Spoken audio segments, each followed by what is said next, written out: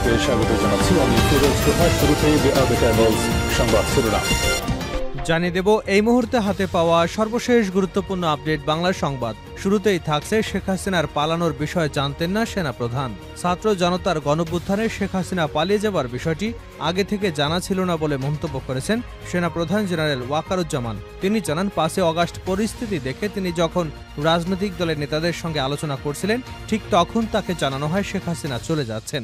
সম্প্রতি একটি ইউটিউব চ্যানেলে দেওয়া সাক্ষাৎকারে তিনি এসব কথা বলেন। সেনাপ্রধান বলেন, শেখ হাসিনা দেশে থাকলে তার জীবনের ঝুঁকি ছিল, পরিস্থিতি খুবই উত্তপ্ত ছিল। এবারে জানাবো সুনামগঞ্জে দুপক্ষের সংঘর্ষে একজন নিহত, আহত ৭০।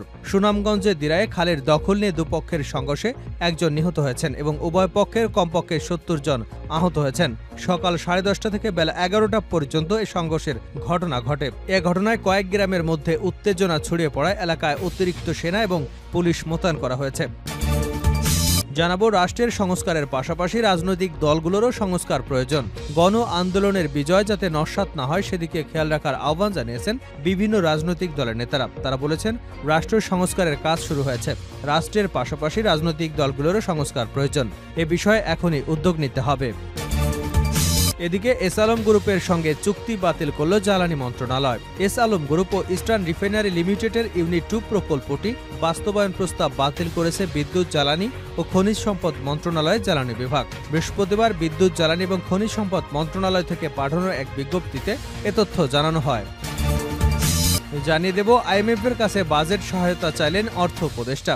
বৈদেশিক মুদ্রা রিজার্ভ সংকট কাটাতে আন্তর্জাতিক মুদ্রা তহবিল আইএমএফ থেকে বাজেট সহায়তা হিসেবে বাংলাদেশে আরও ঋণ দেবার অনুরোধ জানিয়েছে অর্থ উপদেষ্টা ডক্টর সালেউদ্দিন আহমেদ। তার আহ্বানের পরিপ্রেক্ষিতে নতুন করে ঋণ দেওয়ার বিষয়টি পরীক্ষা নিরীক্ষা করে দেখার আশ্বাস দিয়েছেন বাংলাদেশে আইএমএফের মিশনের প্রধান ক্রিস পাপা জর্জিও। এবং সর্বশেষ জানাবো ছাত্র আন্দোলনে গুলি চালানো পুলিশ সদস্যদের চিহ্নিত করে অতি দ্রুত বিচার করতে হবে। বৈষম্য বিরোধী ছাত্র আন্দোলনে যেসব পুলিশ সহ বিভিন্ন বাহিনীর সদস্যরা নিরীহ নিরস্ত্র সাধারণ শিক্ষার্থীদের উপর গুলি চালিয়েছে তাদের দ্রুত চিহ্নিত করে বিচারের মুখোমুখি করতে হবে। একই সঙ্গে নতুন করে এসব রাষ্ট্রীয় বাহিনীর সদস্যরা যেন আর কোনো দলীয় দাসে পরিণত হয় সেটিও মাথায় রেখে পুলিশ বাহিনীকে সংস্কার করতে হবে। এতক্ষণ শিরোনাম শুনছিলেন, এবার বিস্তারিত। প্রিয় দর্শক, আপনি যদি এই চ্যানেলে নতুন হয়ে থাকেন, ভিডিওটি দেখতে দেখতে চ্যানেলটি সাবস্ক্রাইব করে আমাদের সঙ্গেই থাকুন। আর এই ভিডিও সম্পর্কে আপনি আপনার মূল্যবান মতামতটি কমেন্ট বক্সে জানিয়ে দিন। আর হ্যাঁ প্রিয় দর্শক, জানিয়ে দিন ভিডিওটি কোথা থেকে দেখছেন। শেখ হাসিনার পালানোর বিষয়ে জানতেন না সেনাপ্রধান। ছাত্র জনতার গণঅভ্যুত্থানে শেখ হাসিনার পালিয়ে যাবার বিষয়টি আগে থেকে জানা ছিল না বলে মন্তব্য করেছেন সেনাপ্রধান জেনারেল ওয়াকারুজ্জামান। তিনি জানান, ৫ আগস্ট পরিস্থিতি দেখে তিনি যখন রাজনৈতিক দলের নেতাদের সঙ্গে আলোচনা করছিলেন ঠিক তখন তাকে জানানো হয় শেখ হাসিনা চলে যাচ্ছেন। সম্প্রতি একটি ইউটিউব চ্যানেলে দেওয়া সাক্ষাৎকারে তিনি এসব কথা বলেন। সেনাপ্রধান বলেন, শেখ হাসিনা দেশে থাকলে তার জীবনের ঝুঁকি ছিল, পরিস্থিতি খুবই উত্তপ্ত ছিল। শেখ হাসিনাকে সেফ এক্সিট দেওয়া ঠিক ছিল নাকি তাকে দেশে রেখে বিচার করা উচিত ছিল, এমন এক প্রশ্নের জবাবে তিনি বলেন, ওই সময় একটি উত্তপ্ত মুহূর্তে তাকে ওখানে রেখে দিলে সমস্যা হতো। আর প্রথম কথা হচ্ছে, আমি তো রাজনৈতিক দলগুলোর সঙ্গে আলাপ আলোচনা করছিলাম, তখন আমাকে কিছু ব্যক্তি বলেছেন যে উনি তো চলে যাচ্ছেন, উনি অলরেডি রান। এটা আমি জানতাম না যে উনি দেশ ছেড়ে চলে যাচ্ছেন। তারপরও আমি মনে করি যে উনি দেশে থাকলে ওনার জীবনের ঝুঁকি হতে পারত। কেউ চাইবে না যে একজনের বিচার বহির্ভূত হত্যাকাণ্ড হোক, এটা মোটেও কাম্য নয়। অন্তর্বর্তীকালীন সরকারকে সেনাবাহিনী সহযোগিতা করছে বলেও জানান সেনাপ্রধান। 16 বছরের জঞ্জাল 16 দিনে তো মিটবে। সেনাবাহিনীর মধ্যে এখনও অনেকেই শপথে রয়েছেন, তাদেরকে সরানো হচ্ছে না কেন, এমন প্রশ্নের জবাবে তিনি বলেন, এখনও তদন্ত চলছে, তদন্ত শেষ হলে অবশ্যই ব্যবস্থা নেওয়া হবে। অনেক ইস্যু আছে, সেগুলো তদন্ত হচ্ছে, এজন্য আমরা সময় নিচ্ছি। প্রমাণ লাগবে, প্রমাণিত না হলে কারো বিরুদ্ধে ব্যবস্থা নেওয়া যায় না। সেনাবাহিনী এখনও কেন ব্যারাকে যাচ্ছে না, তাদের এখন মাঠে থাকা উচিত কিনা, এই প্রশ্নের জবাবে জেনারেল ওয়াকারুজ্জামান বলেন, আমরা তো যেতে চাই, যত তাড়াতাড়ি সম্ভব চলে যেতে চাই, তবে সম্ভবত আমাদের আরও কিছুকাল থাকতে হবে, কারণ পুলিশ এখনও তাদের দায়িত্ব নেবার মতো অবস্থায় নেই। পুলিশ প্রায় অকার্যকর হয়ে গিয়েছিল, এখনও দায়িত্ব নেবার মতো হয়নি। তারা দায়িত্ব নেবার মতো হলে অবশ্যই আমরা ফেরত চলে যাব। তিনি বলেন, আমি আশাবাদী সবাই একসঙ্গে যদি কাজ করি তাহলে দেশ সংস্কার করা সম্ভব হবে এবং আমরা একটি সুন্দর গণতান্ত্রিক প্রক্রিয়া যেতে পারব। আমি এ সরকারকে সাহায্য করছি, এখান থেকে ফেরত যাবার কোনো অবকাশ নেই, জনগণকে ধৈর্য ধরতে হবে।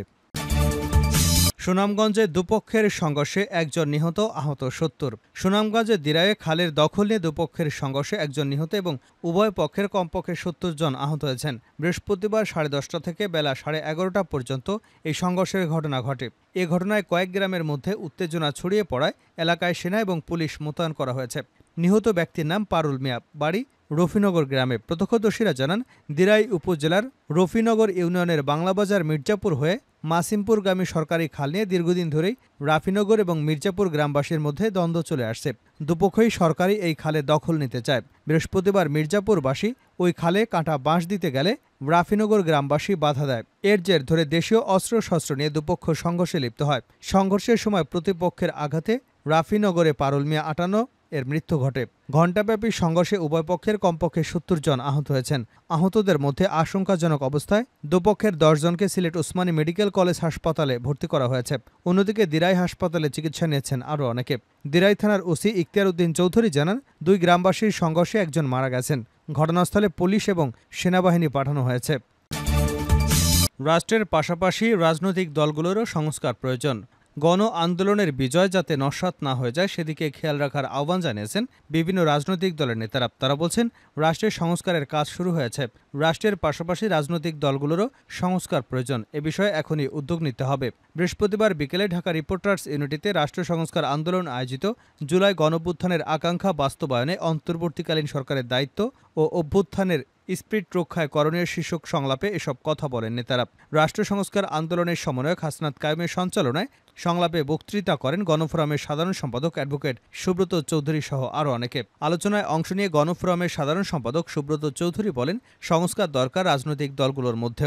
সবাই যদি দাবি দেওয়া নিয়ে উৎপাতের সুযোগ করে দেয় তাহলে সংস্কার হবে না, আবারও 1-11-র মতো হবে। গত 15 বছরে অনিয়ম বঞ্চনার অবসান করবে নির্বাচিত সরকার। সবকিছু অন্তর্বর্তী সরকারের উপরে চাপিয়ে দিলে হবে না, সংস্কারকে গুরুত্ব দিতে হবে। বিএনপির সমালোচনা করে নাগরিক ঐক্যের সভাপতি মাহমুদুর রহমান মান্না বলেন, রক্তের দাগ শুকানোর আগেই দলটি যা ঘটালো তাতে জনগণের সমর্থন হারিয়েছে। এটা বন্ধ করতে হবে। জাতীয় ঐক্যমত্যের কথা মাথায় রেখে এখনই সাংবিধানিক সংস্কারের উদ্যোগ নিতে হবে, না হলে পরিবর্তনের বাংলাদেশ আবারও একই দিকে যাবে। বিপ্লবী ওয়ার্কার্স পার্টির সাধারণ সম্পাদক সাইফুল হক বলেন, মুক্তিযুদ্ধের সময় যারা গণহত্যা করেছে তাদের বিচার যেমন প্রতিহিংসার ছিল না, তেমনি 16 বছরের নানা অত্যাচারের বিচার ঠিকই করতে হবে। সারা দেশে থানা পুলিশ এখনও পুরোপুরি কাজ শুরু করেনি। সরকারকে বিষয়টি অগ্রাধিকার দিতে হবে। অভ্যুত্থানকে প্রশ্নবিদ্ধ করবে না, সরকার কোথায় থামবে সেটা দ্রুত স্পষ্ট করতে হবে। দেশ চালানোর জন্য শাসক নয়, জনগণের প্রতিনিধি দরকার বলে মন্তব্য করেন গণসংহতি আন্দোলনের প্রধান সমন্বয়ক জুনায়েদ সাকিব। তিনি বলেন, জনপ্রতিনিধির ক্ষমতা কখনই গণমানুষের থেকে বেশি না হলেই জবাবদিহি নিশ্চিত হবে। তিনি আরও বলেন, ছাত্রদের হত্যা করে সেই রক্তের উপর ক্ষমতায় টিকে থাকতে চেয়েছিল আওয়ামী লীগ সরকার, কিন্তু সব চেষ্টাই ব্যর্থ। এই আন্দোলনের বিজয় যেন বেহাত না হয় সেটা লক্ষ্য রাখতে হবে। সবাইকে সঙ্গে নিয়ে এগিয়ে যেতে হবে। ভাসানী অনুসারী পরিষদের শেখ রফিকুল ইসলাম বাবলু বলেন, আওয়ামী লীগ যখনই ক্ষমতায় গেছে তখনই ফ্যাসিবাদ কায়েম করেছে। এমন ফ্যাসিবাদ রুখতে সংবিধান সংস্কার আনতে হবে। জনবিরোধী ধারাগুলো সংস্কার করে সংবিধানে জনগণের স্বার্থ সুরক্ষা নিশ্চিত করতে হবে। এসালম গ্রুপের সঙ্গে চুক্তি বাতিল করল জ্বালানি মন্ত্রণালয়। এসালম গ্রুপ এবং ইস্টার্ন রিফাইনারি লিমিটেড ইউনিট 2 প্রকল্পটি বাস্তবায়ন প্রস্তাব বাতিল করেছে বিদ্যুৎ, জ্বালানি ও খনিজ সম্পদ মন্ত্রণালয় বিভাগ। বৃহস্পতিবার বিদ্যুৎ, জ্বালানি এবং খনিজ সম্পদ মন্ত্রণালয় থেকে পাঠানো এক বিজ্ঞপ্তিতে এ তথ্য জানানো হয়। বিজ্ঞপ্তিতে বলা হয়, ERL এর প্রস্তাবিত ইনস্টলেশন অব ERL ইউনিট 2 প্রকল্পটি এসালম গ্রুপের মধ্যে সরকারি বেসরকারি যৌথ উদ্যোগী চুক্তির আওতায় বাস্তবায়ন প্রস্তাব বাতিল করা হলো। একই সঙ্গে প্রকল্পটি DPP বৈদেশিক মুদ্রার হালনাগাদ রেট অনুযায়ী প্রাক্কালন এবং সমস্ত ক্রয় পরিকল্পনা PPR 2008 অনুযায়ী প্রণয়নপূর্বক পরিকল্প কমিশনে পুনর্গঠিত DPP বাংলাদেশ পেট্রোলিয়াম কর্পোরেশনে পাঠানোর সিদ্ধান্ত নেওয়া হয়েছে। প্রসঙ্গত, বেসরকারি গ্রুপ এসালম সরকারি প্রতিষ্ঠান BPCর মালিকানাধীন তেল শোধনাগার সংস্থা ERL এর দ্বিতীয় ইউনিট প্রকল্প বাস্তবায়নে আগ্রহ প্রকাশ করে চিঠি দেয় সরকারকে। এর আগে এই প্রকল্পটি ফ্রান্সের টেকনিপের অর্থায়ন এবং কারিগরিতে নির্মিত হবার কথা ছিল। এজন্য প্রায় 10 বছর কাজ চলে। প্রায় 1,500 কোটি টাকা খরচ করে সরকার। এরপর টেকনিক অর্থায়ন করবে না বলে প্রকল্প থেকে সরে দাঁড়ায়। এই সুযোগে এসালম প্রকল্পে বিনিয়োগ করবার কথা বলে মালিকানা দাবি করে। উল্লেখ্য, বিতর্কিত ব্যবসায়ী গোষ্ঠী এসালম গ্রুপের মালিক মোহাম্মদ সাইফুল আলম, তার 6 ভাই, স্ত্রী এবং 2 ছেলেসহ পরিবারের বেশ কয়েকজনের ব্যাংক হিসাবে তথ্য চেয়েছে আর্থিক গোয়েন্দা বিভাগ। একই সঙ্গে তাদের স্বার্থ সংশ্লিষ্ট প্রতিষ্ঠানের নামে পরিচালিত ব্যাংক হিসাব এবং অন্যান্য তথ্য চাওয়া হয়েছে। ছাত্র আন্দোলনে গুলি চালানো পুলিশ সদস্যদের চিহ্নিত করে অতি দ্রুত বিচার করতে হবে ইশরাক হোসেন। বৈষম্য বিরোধী ছাত্র আন্দোলনে যেসব পুলিশ সহ বিভিন্ন বাহিনীর সদস্যরা নিরীহ সাধারণ জনগণের উপর গুলি চালিয়েছে তাদের দ্রুত চিহ্নিত করে বিচারের মুখোমুখি করতে হবে। একই সঙ্গে নতুন করে এসব রাষ্ট্রীয় বাহিনীর সদস্যরা যেন আর কোনো দলীয় দাসে পরিণত না হয় সেটিও মাথায় রেখে পুলিশ বাহিনীকে সংস্কার করতে হবে। বৃহস্পতিবার দুপুরে রাজধানীর জজকোর্ট এলাকায় আন্দোলনে আহত এবং নিহতদের পরিবারের খোঁজ খবর নিতে গিয়ে বিএনপি নেতা ইশরাক হোসেন এসব কথা বলেন। ইশরাক বলেন, যারা আন্দোলন দমনের নামে এতদিন আওয়ামী সন্ত্রাসীদের হয়ে নিরস্ত্র মানুষের বুকে গুলি চালিয়েছেন, গুলি করে হত্যা করেছেন, তারা সন্ত্রাস, তারা কোনো আইনশৃঙ্খলা বাহিনীর সদস্য নয়। তাই সিসি ক্যামেরার ফুটেজ দেখে অতি দ্রুত তাদের চিহ্নিত করতে হবে, দ্রুত বিচারের আওতায় নিয়ে কঠিন শাস্তির মুখোমুখি করতে হবে। পুলিশের সংস্কার নিয়ে ইশরাক হোসেন বলেন, পুলিশ বাহিনী যেন কোনো দলের বা ব্যক্তির লাঠিয়াল বাহিনীতে পরিণত না হয়। তারা জনগণের চাকর, জনগণের সেবক, জনগণের ট্যাক্সের টাকায় তাদের বেতন হয়। সুতরাং জনগণের সাথে যেন প্রভুত্ব না দেখায়। আমরা চাই আগামী দিনে পুলিশের সদস্যরা এমন আচরণ আর না করুক। যারা নিরীহ জনগণের উপর, শিশুদের উপর গুলি চালিয়েছে তারা পুলিশ নন। ধুলাইখাল এলাকায় গিয়ে স্থানীয় বিএনপি নেতাকর্মীদের নিয়ে বৈষম্য বিরোধী ছাত্র আন্দোলনে নিহত হওয়া হাবিবুল্লাহ বাহারের শিক্ষার্থী আবদুল্লাহ সিদ্দিকের পরিবারের সঙ্গে দেখা করেন তিনি। এ সময় তাকে দেখে কান্নায় ভেঙে পড়ে নিহত আব্দুল সিদ্দিকের মা ও বাবা। আব্দুল সিদ্দিকের বাবা মা বলেন, তাদের পরিবারের একমাত্র উপার্জনক্ষম ছিলেন আবদুল্লাহ সিদ্দিকে। সে পড়াশোনার পাশাপাশি ধুলাইখালে পার্টসের দোকানে কাজ করতেন। তার নিহত হওয়ায় আর্থিক বেশ অসুবিধায় পড়েছেন আবদুল্লাহ সিদ্দিকের পরিবার। এ সময় ইশরাক হোসেন তার পরিবারের পাশে থাকার ঘোষণা দেন। সেই সঙ্গে সরকারের কাছে দাবি জানান, আবদুল্লাহ সিদ্দিক সহ এই আন্দোলনে নিহত হওয়া প্রত্যেক পরিবারের একজনকে সরকারি চাকরি নিশ্চিত করতে হবে। নিহত সিদ্দিকির বাসায় যাওয়ার পথে একই এলাকায় গুলিবিদ্ধ 10 বছরের শিশুর শারীরিক অবস্থার খোঁজখবর নেন বিএনপির এই নেতা।